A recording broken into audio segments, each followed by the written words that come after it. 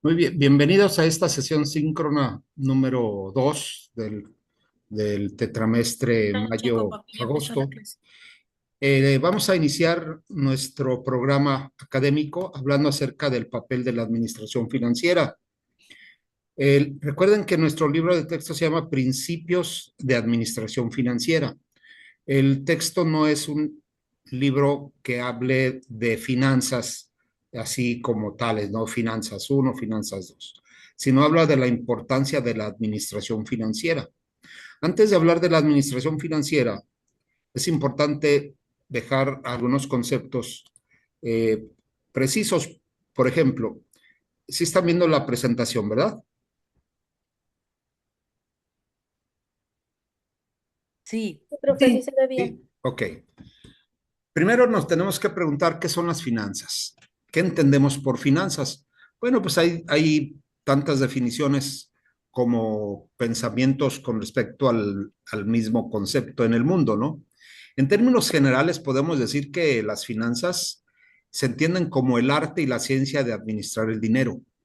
Eso dice nuestro autor, Gitman, ¿verdad? ¿Qué podemos encontrar en otros textos? Por ejemplo, nos dicen también que las finanzas pues son una, un área del conocimiento ya bastante eh, conocida, bastante citada en muchos medios, tanto informativos como documentales. Hablar de finanzas es hablar, aparte del dinero, de conceptos tales como pues las tasas de interés, ¿verdad?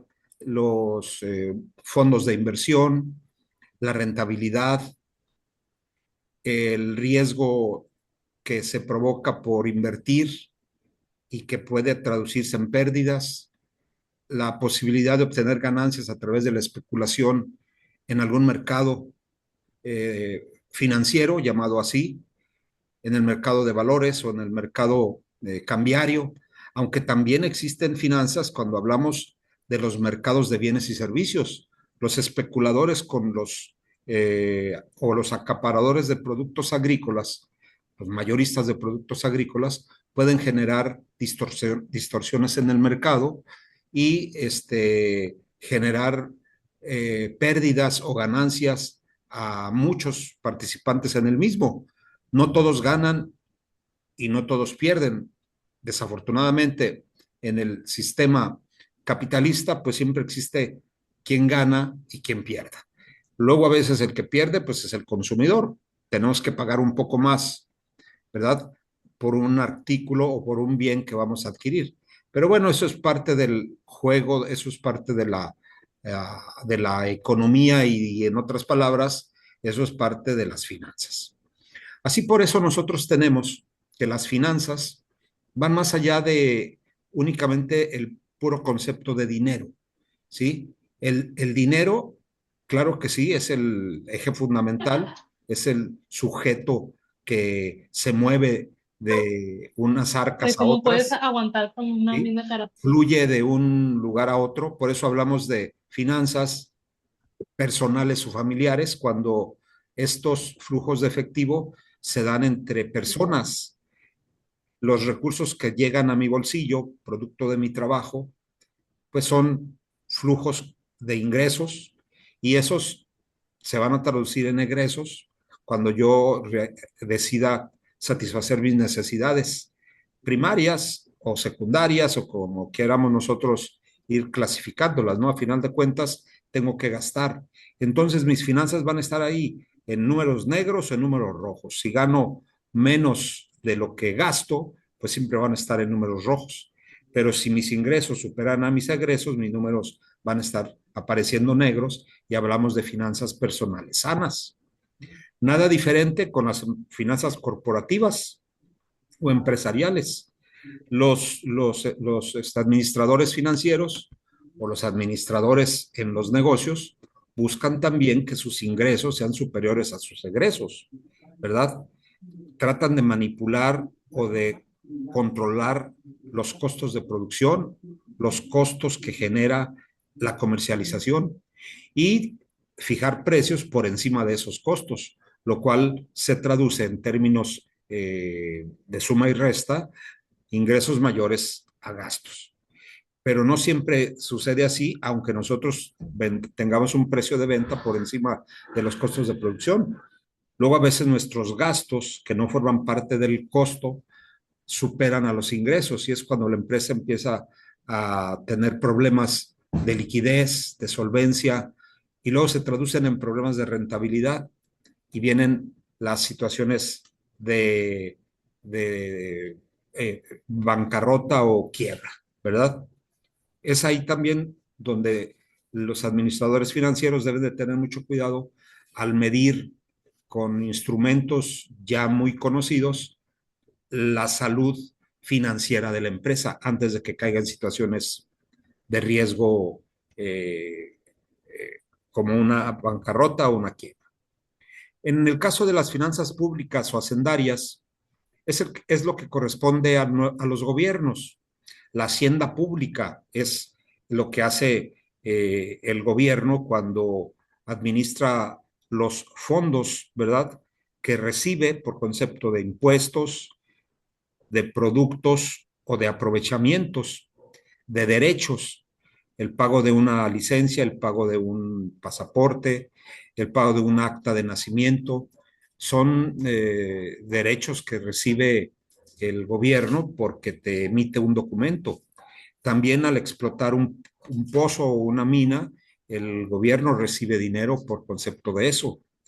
Son aprovechamientos. O bien cuando le pagamos al Estado, al gobierno, el 16% más del precio de un producto porque decido adquirirlo, o el 8% o el 10%, ¿verdad? Ese famoso IVA, ese famoso IEPS que le tenemos que pagar a quien le compramos el producto, pero ese impuesto va al gobierno. Eso no se queda el que no lo vende con él, ¿verdad? Entonces, el Estado recibe ingresos y esos ingresos, como no es objetivo dado por la Constitución o por las leyes en todos los países, que el Estado, que el gobierno genere utilidades, lo que ellos deben de hacer es gastar lo que reciben en bienes y servicios públicos, ¿sí? Es decir, ofrecer a la población la satisfacción de necesidades que cubran su seguridad, ¿verdad? Que cubran su salud, que cubran su educación, que cubran hasta cierto momento también la adquisición de productos más accesibles a través de programas sociales, ¿verdad? Entonces el Estado busca administrar los recursos que recibe, que sus ingresos superen a sus egresos. ¿Qué sucede cuando no es así? Es decir, cuando gasta más de lo que está recibiendo. Bueno, pues viene una situación no de quiebra, porque el gobierno no cae en bancarrota, pero es una situación de endeudamiento, lo cual provoca en el mediano o largo plazo consecuencias económicas muy graves. ¿Sí? Es decir, la economía tiene que empezar a sufrir las consecuencias de un gasto excesivo. Y hablo de la economía cuando me refiero a todos los agentes económicos que la forman.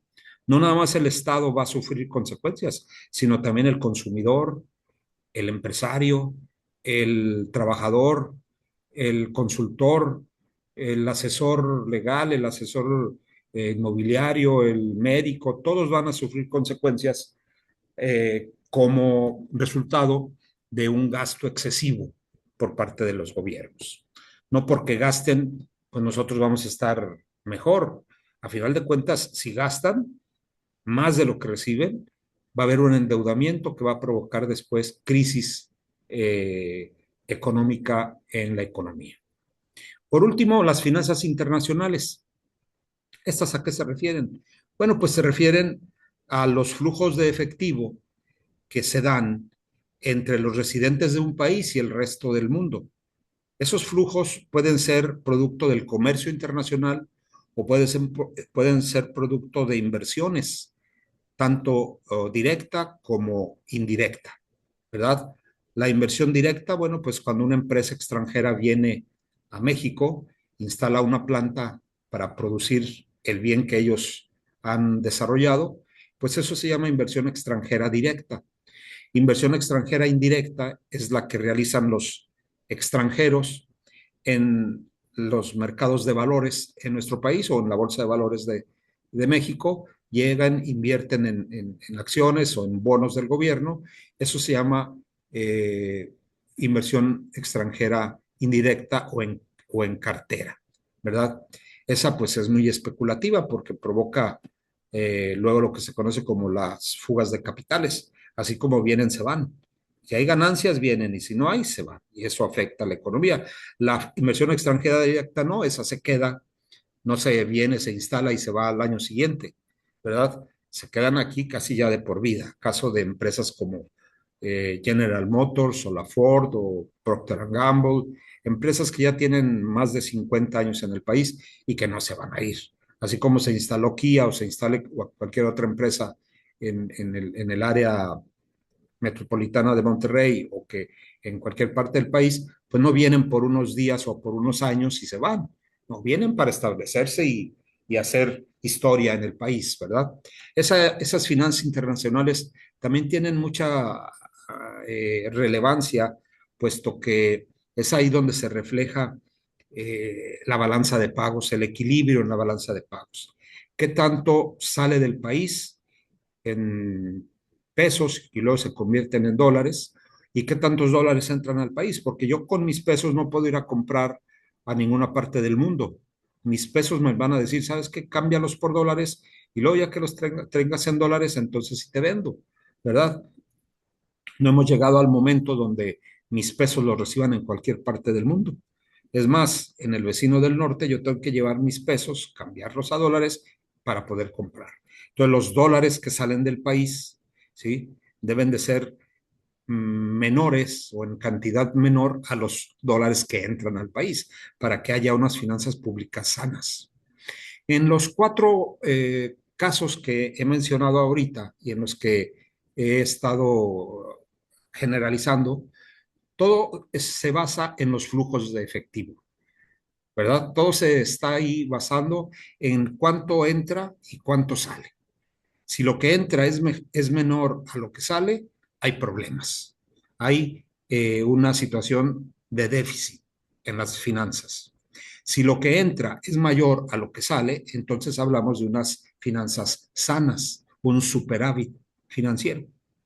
Así de fácil, ojalá fueran las finanzas para poder decir, bueno, tengo más, estoy bien, tengo menos, estoy mal, ¿verdad? Es un poco más complicado en función a que no podemos tener luego a la mano las cifras como si de nosotros dependiera el tomar decisiones, ¿verdad?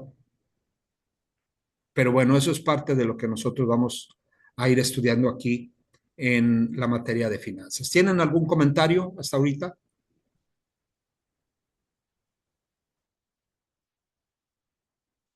Todo bien, maestro, gracias. ¿No? Ok. Bueno, las finanzas y luego, ¿qué oportunidad de carrera hay en las finanzas? Existen dos grandes campos de acción, ¿verdad?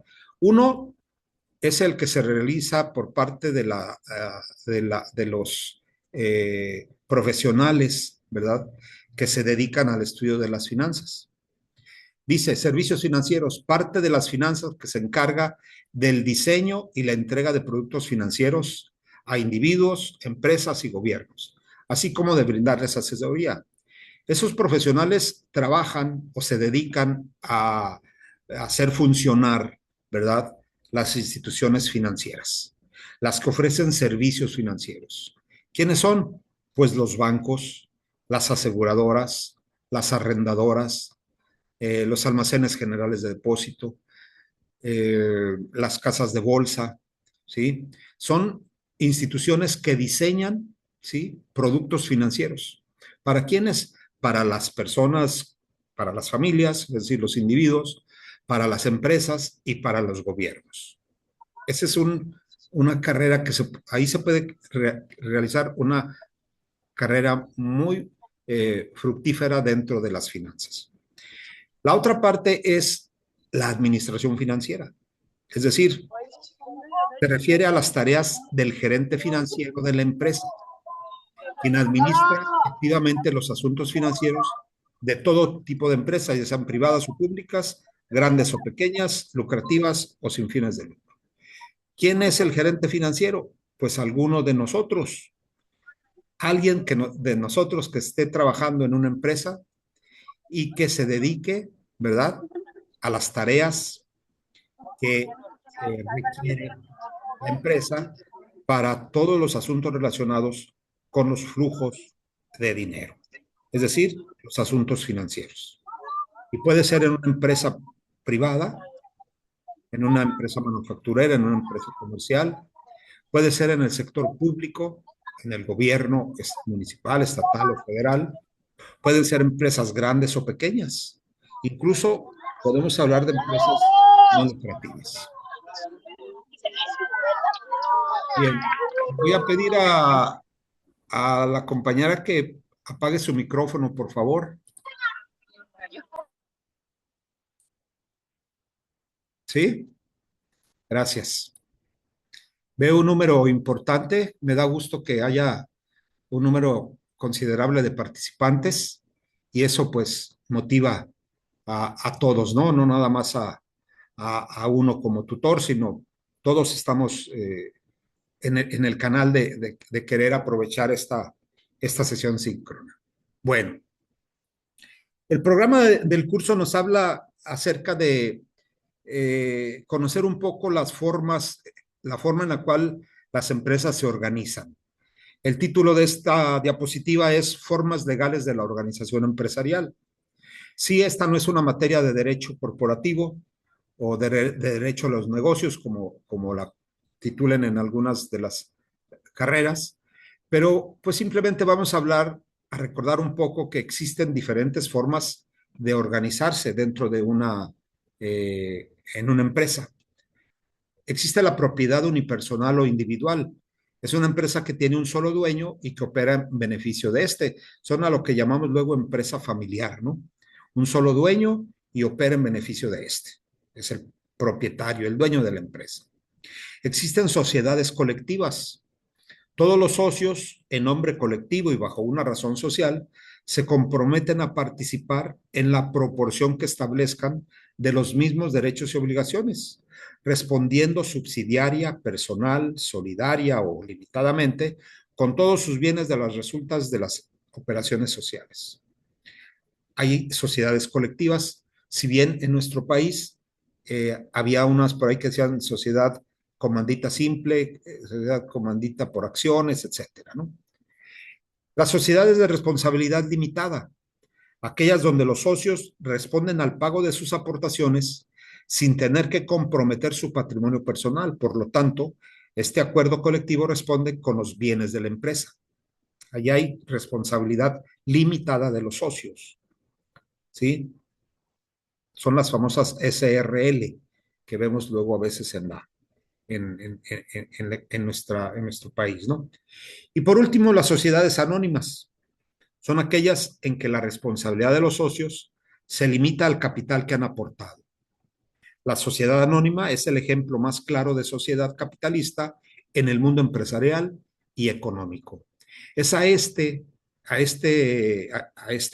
concepto o a este modo de organización al que nos vamos a referir luego a lo largo del curso cuando hablemos de la emisión de acciones o del riesgo por parte de los inversionistas, cuál es el objetivo de los administradores dentro de una organización, pues hacemos referencia generalmente a ese tipo de sociedades, ¿verdad? Donde existe una responsabilidad de los socios, ¿sí? Que se limita a lo que han aportado, ¿sí? Que es lo que generalmente nos maneja dentro de la economía de nuestro país y es en las empresas donde luego colaboramos. ¿Qué tipo de empresas formales predominan en México? A veces hemos pensado que en México, como es una de las 15 economías más grandes del mundo, pues aquí existen las empresas más grandes del mundo. Y bueno, pues sí tienen en razón en cierto sentido, ¿no? Sin embargo, si lo vemos en comparación en número, nosotros vamos a caer en la cuenta de que en México las MIPIMES, es decir, las micros, pequeñas y medianas empresas, concentran más del 99% de los negocios en el país, ¿sí? Es decir, casi 5 millones de unidades económicas del sector privado y paraestatal, ¿sí? 95% son tamaño micro, muy pequeñas, micro, de 0 a 10 personas. El 4% son pequeñas y solo el 0,8% son medianas. Nos habla entonces que el restante 0,2% se considera grandes. Estamos hablando del número de empresas, no del valor de producción con respecto al PIB en nuestro país. Claro, sabemos que si consideramos una MIPYME en comparación a una empresa grande, pues la que aporta más al PIB, pues es la empresa grande, pero no así en número en nuestro país. Ojalá el número de empresas en nuestro país creciera, ya no en más micros, sino que fuera aumentando el de pequeñas y medianas, ¿verdad? Otro dato importante es que el 68,4% del personal ocupado total labora en las micro, pequeñas y medianas empresas. El 68,4%. Las micro, pequeñas y medianas empresas generan el 52,2% de los ingresos, según datos del Censo Económico del 2020 realizado por el INEGI.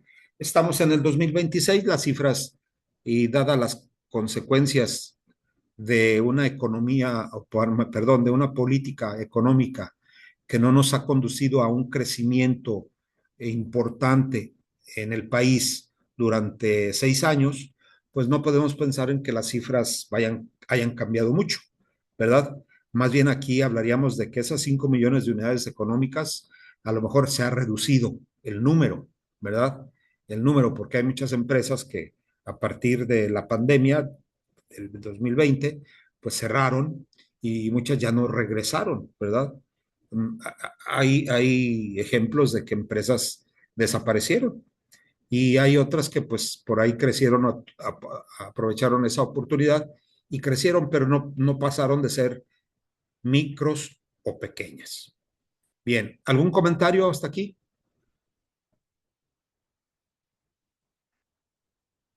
Ninguno, profe. Ok. ¿Quién levantó la mano? Yo, profe. Sí, a tus órdenes. Adelante. Sí, mi pregunta era sobre los datos que nos acaba de mencionar, que es del 2020. ¿Usted cree que la economía actual del país pueda conservarse en esos números o si haya disminuido grandemente por toda la crisis que se está viendo? Ese es el comentario que hago. ¿Cuál es tu nombre? Cándida Monroy. Cándida. Gracias. ¿Candy te llaman o cómo? Sí, Candy. Candy, muy bien, gracias Candy, mucho gusto. Bueno, mira, el comentario que yo hice, estas son cifras del 2020. Yo digo que no creo que hayan cambiado mucho en términos de que vaya o que pensemos en una mejora, si me explico. Y yo Sí. no vislumbro un crecimiento en la actividad económica con respecto al 2020, porque no es porque yo lo diga, sino porque las cifras que nos muestra la autoridad o las instituciones especializadas nos lo demuestran, ¿no? Crecimientos por abajo del 1%. Eso no significa más que la economía casi ha permanecido en la misma, en el mismo nivel durante esos años, desde entonces. Lo que se ha crecido es la población, lo que se han crecido son las necesidades, lo que han crecido son las demandas de la población y eso es lo que se traduce en una crisis económica. No hay oportunidades de empleo como a veces creemos que existen. Y si hay empleos, luego no tienen los ingresos o los sueldos o el pago suficiente. Nosotros estamos en un estado donde la economía es un poco más fuerte en México, y no la más fuerte, pero pues sí, de las más fuertes, que es la Ciudad de México, o lo que es el centro lo que es la zona metropolitana de la Ciudad de México, la zona metropolitana de Monterrey, la zona metropolitana de Guadalajara, son las tres zonas económicas más fuertes, más industrializadas. Ahí pues el empleo se sigue dando, pero en otras regiones del país el empleo ha caído. El nivel de vida no ha mejorado. Ha habido muchos problemas en cuestión de crecimiento de las empresas. Y no me refiero a ciudades como León, de donde soy yo, su servidor, San Luis Potosí, Puebla, eh, ciudades medianas o, o que tienen más de 1,5 millones de habitantes. Me refiero a esas, y si no a esas, a otras que están por debajo, porque hay muchas centros poblacionales donde la economía se ha estancado, ¿verdad? Poblaciones de 50, 100,000 habitantes, 150,000 habitantes, pues la situación es difícil, ¿verdad? Sin embargo, bueno, pues esperemos que esto se mejore, aunque la expectativa no es muy halagüeña para para este año no lo es, y para el próximo no lo es tampoco del todo. Además de todas las cuestiones políticas que se están viendo por ahí, y no nada más nacionales, sino también extranjeras, ¿verdad? Entonces, es un tema interesante de analizar, Candy. Gracias por el Sí, comentario y la pregunta. ¿Alguien más? gracias a usted, muy amable. Bueno, ¿por qué estudiar administración financiera? Primero, pues para pasar la materia y avanzar en su licenciatura y después lograr el título de administradores, ¿verdad? Licenciados en administración, eh, licenciados con administración con asentación en empresas o con asentación en mercadotecnia. Por eso hay que estudiar administración financiera primero. Las consecuencias de la mayoría de las decisiones empresariales se miden en términos financieros. El gerente financiero desempeña un papel clave en la operación de la compañía. El personal de todas las áreas de responsabilidad, por ejemplo, el de contabilidad, el de sistemas, el de administración, el de mercadotecnia o marketing, el de operaciones, el de ventas, etcétera. Todos, ¿verdad? Acuden con el gerente financiero. ¿Por qué? Pues porque es ahí donde se autorizan o se generan los presupuestos, y debe tener un conocimiento básico de la función de administración financiera, de modo que pueda cuantificar las consecuencias de sus acciones. El gerente financiero no es únicamente el tesorero, ve y pide dinero, no. El gerente financiero debe de ir más allá del tesorero, ¿verdad? Debe de ser capaz de saber si los proyectos o las decisiones que se toman en cualquier área de la organización son susceptibles de ser financiadas. Me quedan 10 minutos, creo que es suficiente para cerrar nuestra sesión del día de hoy. Todos los gerentes de una empresa, sin importar la descripción de sus puestos, normalmente tienen que dar una justificación financiera de los recursos que necesitan para realizar su trabajo. Todos, todos deben de justificar, ¿sí?, los recursos que solicitan. Y esos recursos luego dicen, no hago mi trabajo porque no hay esto, no hago mi trabajo porque no hay lo otro. Bueno, pues que lo justifiquen financieramente. ¿Cuál es la meta de los negocios?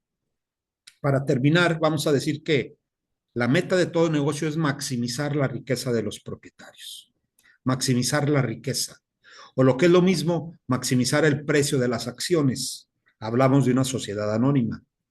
Esta meta se traduce en una sencilla regla de decisión para los administradores. Tan solo hay que emprender actividades que incrementen el precio de las acciones. Lo que no genere incremento en el precio de las acciones se descarta. Es decir, vamos a pensar más adelante, lo que no genere rentabilidad. Si bien esta meta parece sencilla, su implementación no siempre es fácil. Para determinar si una operación particular aumentará o disminuirá el precio de las acciones, los administradores tienen que evaluar el rendimiento flujo neto de entrada de efectivo contra flujo de salida, el rendimiento de la operación y el riesgo asociado que puede existir. La pregunta es, ¿maximizar utilidades? Bueno, parecería que maximizar el precio de las acciones de una empresa es equivalente a maximizar las utilidades, pero esto no es lo mismo. Maximizar las utilidades trae consigo el precio más alto posible de las acciones. Con frecuencia la respuesta es no, por lo menos a causa de 3 razones. Una, el tiempo. Nosotros sabemos que el tiempo es pues algo que juega mucho en el sector financiero. Hoy el precio de una acción al abrir el mercado de valores es uno y al mediodía es otro y al cerrar es otro. Y mañana puede abrir el mercado de valores a otro precio. Entonces, el tiempo es un factor que determina la diferencia entre el precio y las utilidades. Se pueden maximizar las utilidades, sí, mas no se puede decir que eso va de la mano con el aumento en el precio de la acción. Las utilidades no son lo mismo que los flujos de efectivo. No por muchos ingresos que recibe una empresa, que sus flujos de efectivo están siendo muy frecuentes y de montos importantes, no siempre vamos a pensar que hay utilidades, ¿verdad? Las utilidades son el resultado, acuérdense, de que los ingresos superen a los egresos. Ingresos menos costos, dice ahí el estado de resultados, me da una utilidad.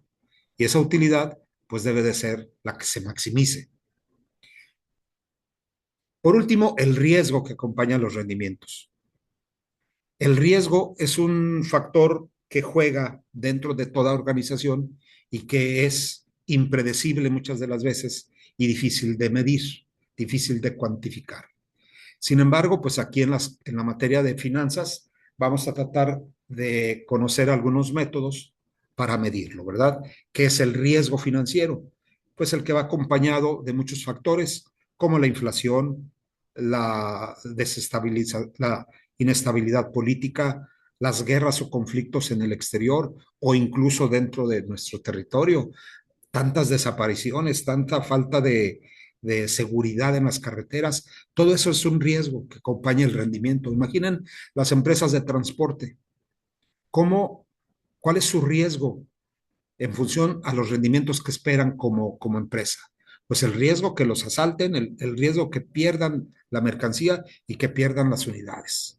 Y más aún que pierdan la vida de los operadores, ¿no? Entonces hay muchos factores, la seguridad o la inseguridad, la caída en los mercados, una situación de riesgo político, una situación de guerras dentro de nuestro territorio o fuera de él, las pandemias o las cuestiones también ambientales. Hay muchos factores que miden, perdón, que generan riesgo, de las cuales nosotros aquí en finanzas, pues vamos a tratar de identificarlos. Bien, pues eso es todo por hoy. Agradezco mucho su asistencia. Me da mucho gusto que el número de participantes sea bueno. Son 56 conmigo y sin mí son 55. Eso significa que tuvimos una muy buena asistencia el día de hoy y espero que así sea en las semanas subsecuentes. Agradezco mucho su asistencia y su atención, su participación también. Espero que vaya en aumento. Muchísimas gracias, que pasen muy buenas noches. En unos momentos más subiré la, la sesión al aula. Que descansen hasta el próximo martes. Maestro, ¿subirá las diapositivas también? Sí, todo lo voy a subir. Las diapositivas ya están ahí. Yo solo tengo una duda, ¿me podrá apoyar? ¿Las clases serán siempre en el mismo horario y el mismo día? Así es, los martes a las 8 de la noche. Ok, muchas ¿Sí? gracias, qué amable. Para servirte. Que pasen muy Buenas buenas noches. noches. Muchas gracias. Gracias. Igualmente. Buenas noches, maestro. Hasta luego. Buenas noches. Buenas noches, maestro. Buenas noches, maestro. Gracias. Hasta luego, profe. Hasta Gracias. luego. Gracias a ustedes. Gracias. Gracias.